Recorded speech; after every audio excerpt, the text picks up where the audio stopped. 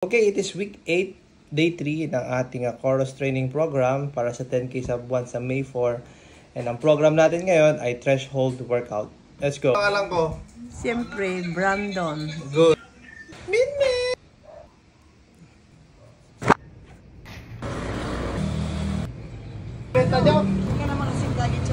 Gandang gabi. Tayo. So 15-minute zone to tayo before tayo mag-interval threshold. Let's go. Okay, 15-minute zone to done. Tara na mag-threshold for 10 minutes, 3 repeats.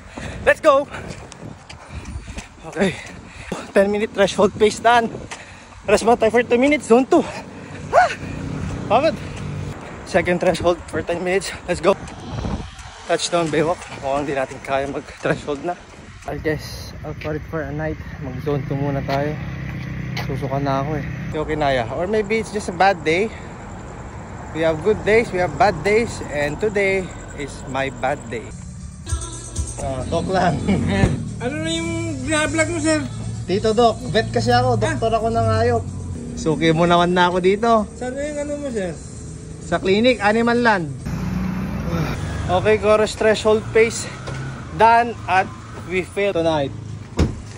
Pudra. See you next video.